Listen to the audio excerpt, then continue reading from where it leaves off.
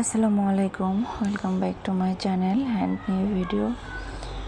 অনেক দিন পর আজকে ক্যামেরাটা ওপেন করেছি দুপুরবেলা থেকে।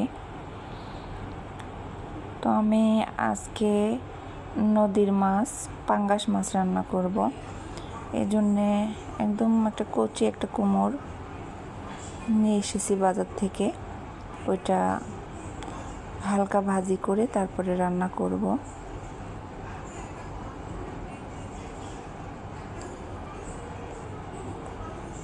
হলুদ আর লবণ দিয়ে আমি এটা একটু মাখিয়ে রেখে তারপরে ভাজি করতেছি। এইভাবে ভাজি করলে কিন্তু অনেক মজা হয়। আর যদি কুমড়োটা না ভেজে রান্না করেন আসলে টেস্টটা আসবে না ওইভাবে। আমি বহুবার পাঙ্গাস মাছ খেয়েছি, যতবারই খেয়েছি এইভাবে আমি রান্না করে খেয়েছি।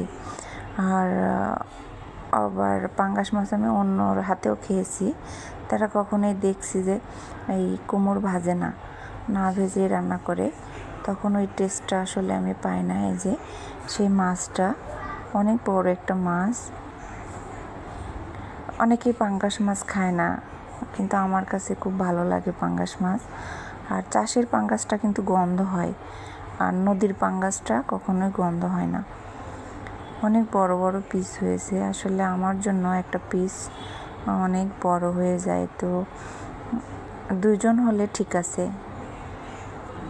তো এই পাশ থেকে আমি তেলে দিয়ে দিছি পেঁয়াজ আর একটু রসুন কুচি দিয়েছি, মরিচ দিয়েছি, আর এখানে বাটা আছে আদা বাটা, জিরা বাটা, রসুন বাটা, পেঁয়াজ বাটা একসঙ্গে আমি মিক্সড করে আজকেই বেটে আমি এটা রান্না করতেছি।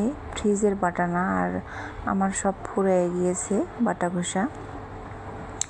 তো আমি দিয়ে দিলাম হলুদ, মরিচ, মানে এগুলো গুঁড়া দিচ্ছি। আগে তো একটু কাঁচামরিচ দিয়েছি, আবার এগুলো দিব একটু প্রয়োজনের তুলনা। মানে আমি যে ঝাল খাই খুবই হালকা ঝাল খাই, তো আজকে ওই ঝালের থেকে একটুখানি বেশি ঝাল দিব। পাঙ্গাস মাছ একটু ঝাল না দিলে ভালো লাগে না। আবার গরুর মাংস কিন্তু সেম, যদি একদমই ঝাল না দিয়ে গরুর মাংস রান্না করেন তাহলে কিন্তু ওই মাংসটা কেমন যেন লাগে।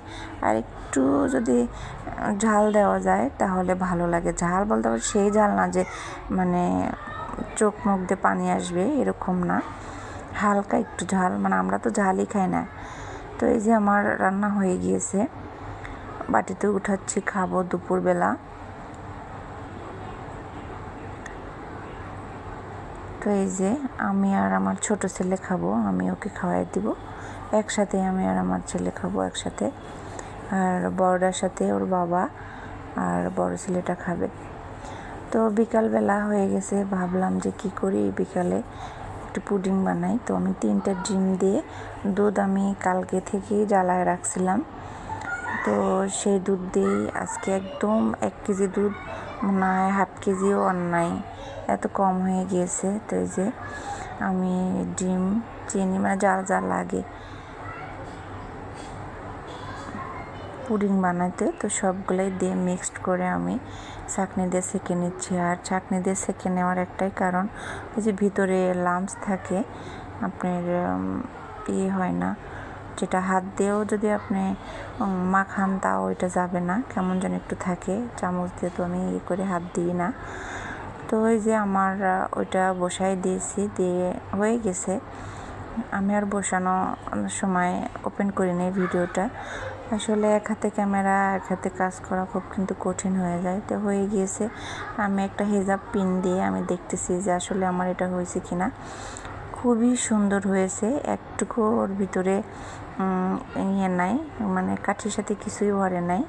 তো এই যে এটা আমি ঠান্ডা করে নিব, ঠান্ডা করে ফ্রিজে রেখেও ছিলাম, আবার বেরও করলাম অনেকক্ষণ, প্রায় 1 ঘন্টা আমি ফ্রিজে রেখেছিলাম। ছোট ছেলেটা তো পুডিং খাওয়ার জন্য অস্থির হয়ে আছে, তার পেট ব্যথা করতেছে, ক্ষুধা লাগছে। আসলে তো কোনো ক্ষুধা না, ওর এই পুডিংটা দেখে এরকম হচ্ছে। আমি তো বুঝি, সবই বুঝি। তো ওর জন্যই তাড়াতাড়ি বের করছি, তো খাবে। দেখা যাক পুডিংটার আসলে কেমন হয়েছে। আর ক্যারামেলটা আমি সবসময় হালকা রাখি, অনেকে একদম গাঢ় করে ফেলে, আমার ওইটা ভালো লাগে না, আমি সবসময় হালকা রাখি। আর অত গাঢ় তো আমার না কেমন যেন লাগে। যাই হোক, আমি আমার মতো করে করি, যে যার মতো ভালো লাগে করে, তবে আমার পছন্দ যেটা আমি সেটাই করেছি। তো এই যে আমার কাঙ্ক্ষিত পুডিং, আমার ছেলে অস্থির হয়ে যাচ্ছে, খাবে তো খাবেই, মানে বলে খাবো, আমি খাবো, মানে একটা জিনিসের যদি তার নেশা ওঠে সেইভাবে বলে আমি খাবো। আচ্ছা ঠিক আছে, তাকে আমি খেতে দেই। হ্যাঁ, এই যে মাশাআল্লাহ অনেক সুন্দর হয়েছে। আসলে আল্লাহর রহমতে আমি যা করতে চাই আমার সেটা কখনোই খারাপ হয় না। খুব বেশি ভালো না হলেও আমি মিডিয়ামের মধ্যে থাকি।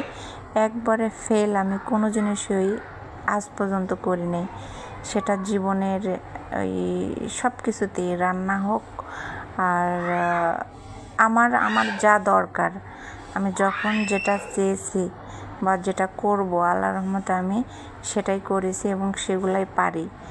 তো এই যে আমার পুডিং তো কাটতেছি, কেটে দেখি ছোটোটাকে একটু উঠাই দেই, সে তো পাগল হয়ে আছে। এখন দেখি বিসমিল্লাহ বলে উঠাই ওকে এক পিস দিব, এক পিস না, ও যে কয়েক পিস খাবে, খেয়ে যদি বাঁচে তো আমরা খাবো, না বাঁচলে খাওয়ার দরকার নেই। তো এই যে মাশাআল্লাহ খুবই সুন্দর হয়েছে। তো এই যে আমার ছেলে পাশে দাঁড়ায় আছে, ওকে দিচ্ছি। আমি একটু টেস্ট করলাম মুখে দিয়ে, দেখলাম যে না অনেক টেস্ট হয়েছে, সব কিছু পারফেক্ট। তবে ফ্রিজে আর একটু রাখলে ভালো হতো, যেহেতু ছোটোটা মানতেছে না, সেক্ষেত্রে একটু তাড়াতাড়ি আমাকে বের করতে হয়েছে। তো দেখি ও কতটুকু খেতে পারে। তো সবাই ভালো থাকবেন, আল্লাহ হাফেজ।